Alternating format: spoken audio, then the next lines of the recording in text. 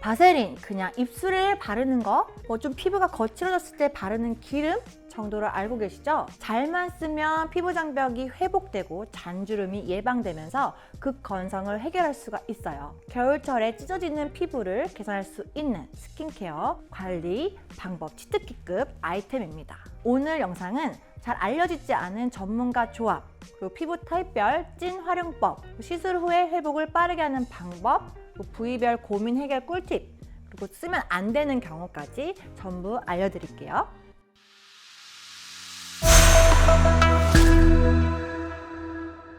바세린의 핵심 원리, 바로 수분의 잠금 장치입니다. 바세린의 본체 능력은 딱 하나, 수분 증발 차단 효과인 건데요. 피부 표면에 초강력 유막을 만들어서 수분이 날아가지 않도록 뚜껑을 덮어주고 피부 장벽이 약해졌을 때 보호막이 되어주는 겁니다.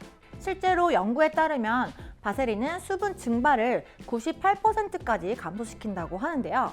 거의 수분 방탄막 수준이에요. 근데 여기서 중요한 포인트는 바세린은 수분 공급 기능은 없습니다. 그냥 막만 씌우는 겁니다. 그래서 속건조를 해결하려고 바세린 단독으로만 바르면 안 되겠죠. 수분이 없는데 뚜껑만 덮는 꼴이라 속건조는 그대로 남아있을 수밖에 없는데요. 그래서 바세린은 이렇게 써야 됩니다. 첫 번째, 덱스판테놀 성분과 같이 쓰는 건데요. 뭐 판테놀 크림 연고 아니면 비판텐 연고 같은 게 약국에 팔잖아요. 점을 뺐다든지 뭔가 레이저 시술을 강하게 받았다 했을 때 수분 크림을 얇게 바르고 그 부분에 덱스판테놀 연고를 바른 이후 바세린으로 덧발라준다면 좀 더 장벽이 재건이 되고 진정 보습 효과까지 있을 수가 있어요. 바세린을 덮을 때 문지르기보다는 아주 얇게 코팅하듯이만 발라주시면 되세요. 그러면 다음날 아침 피부가 다시 살아날 거예요. 그리고 두 번째 조합, 바로 레티놀과 바세린 조합인데요.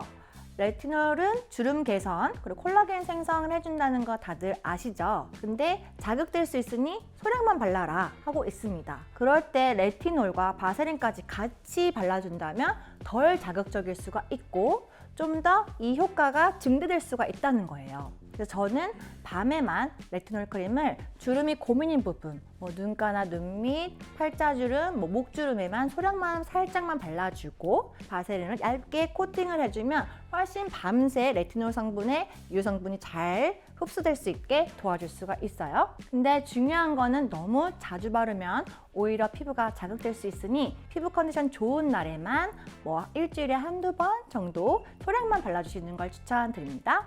만약에 좀 자극감이 있거나 피부가 붉어지시면 꼭 일주일 정도는 쉬어주시면서 판테놀 크림이라든지 뭐 진정시켜주는 시카나 병풀 아줄렌 성분의 진정 재생 크림을 자주 발라주시면 회복을 할 수가 있어요. 그리고 세 번째 조합, 바로 나이아신아마이드와 바세린 조합입니다.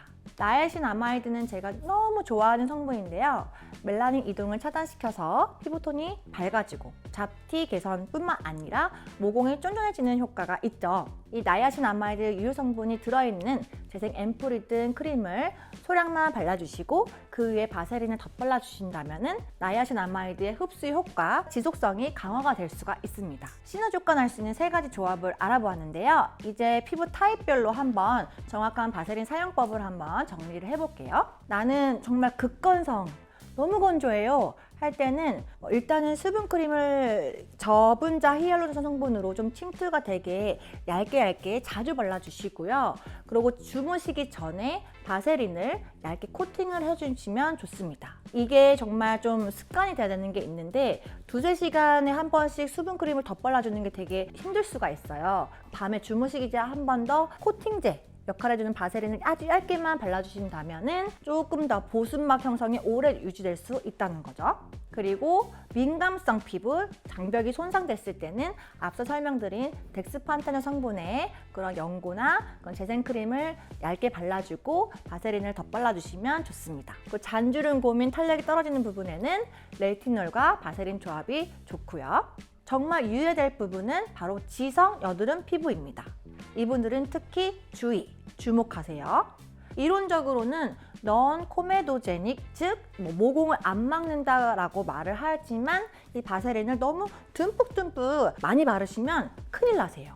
여드름 환자들이 꽤나 트러블이 많이 나올 수 있어요. 다 모공을 기름 유막으로 막아버리는 효과가 나타나 버리는 거죠. 얼굴 전체에 도포하시면 절대 안 되십니다.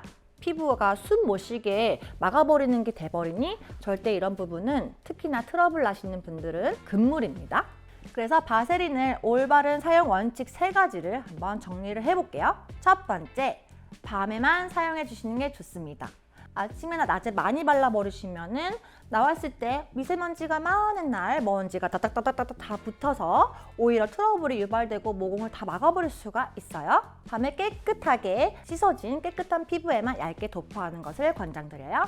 두 번째, 덕지덕지 엄청 많이 바르면 절대 안 되죠. 소량만, 특히 완두콩 크기 이하의 소량만 체온으로 좀 녹여가지고 아니면 손바닥으로 좀 눌러서 조금 녹여서 얇은 막을 형성하게끔 해서 살짝씩만 발라주셔야지 덩어리째로 덕지덕지 바르면 절대로 안 돼요.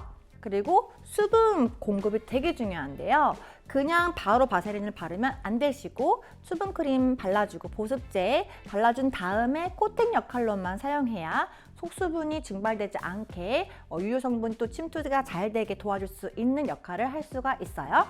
그리고 마지막으로 안전성 논란입니다. 뭔가 바세린 발암성 물질이 있지 않나요? 하고 생각할 수가 있는데 절대 안전하니 걱정하지 마세요. 바세린의 발암성 오해는 정제되지 않은 원유 상태의 페트롤라튬에 해당합니다. 근데 시판되는 정제된 제품에는 FDA 등에서 안전성이 다 입증되었으면서 발암 성분이 PAH가 정제 과정에서 다 제거가 돼서 문제가 없어요. 다만 입술 사용 시 섭취가 될 가능성이 있으니 주의해야 되는 건 있어요. 그리고 유통기한은 3년, 너무 오래됐으면 폐기하시는 게 좋고요. 직사광선을 피해서 서늘한 곳에 보관하시는 게 좋습니다. 피부과 전문의의 견해에 따르면 어쨌든 바세린은 동적 주름 완화에는 도움을 줄 수가 있지만 주름 자체를 제거하는 것은 과한 편입니다. 그래서 레티놀이든 유효 성분들을 같이 활용하면은 주름이 개선될 수 있는 효과는 누릴 수 있지만 바세린 자체만으로 주름이 제거되는 건 아니에요. 움직임으로 생기는 주름 자체를 막지는 못하니 극도로 건조한 피부에 도움은 되지만 기름 성분만 덕지덕지 바세린을 바른다고 주름이 개선되는 건 아닙니다. 여러 가지 바세린에 대해서 알아보았고 활용할 수 있는 피부 타입별 활용 방법을 알아보았는데요. 뭔가 부위별로 활용하면 좋을 또 꿀팁들이 있겠죠.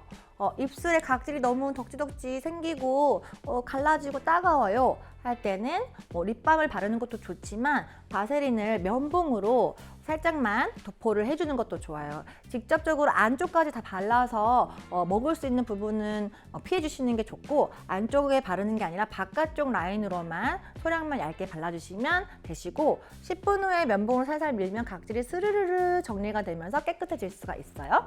그리고 가을, 겨울에 발 뒤꿈치가 많이 갈라지는 분들이 많으시죠. 그럴 때는 수면 전에 바세린을 발 뒤꿈치 부분에 좀 듬뿍 바르시고 양말을 신고 주무시면은 2-3일 지날수록 점점 발 뒤꿈치 갈라지는 게 완화가 될 수가 있어요. 그리고 손을 씻고 많이 손이 건조하고 트는 분들이 핸드크림, 수분크림 같은 걸 다 바르고 나서 밤에 바세린을 조금 더 바르고 주무시면 손이 많이 트는 분들에게도 도움이 될 수가 있어요.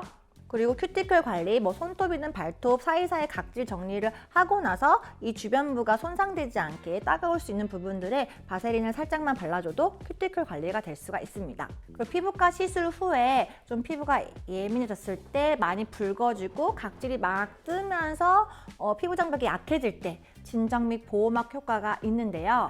특히나 점 제거, 사마귀 제거 많이들 하시는데요. CO2 레저나 프락시어널 레저를 하고 나서는 되게 붉은기가 오래 갈 수가 있어요. 그럴 때는 덱스판테놀 성분의 연고를 먼저 발라준 다음에 이게 밤새 작용할 수 있도록 바세린을 얇게만 코팅해주고 주무시면 금방 그런 레이저 하고 나서 좀 손상된 피부 장벽이 다시 회복되고 강화될 수가 있습니다.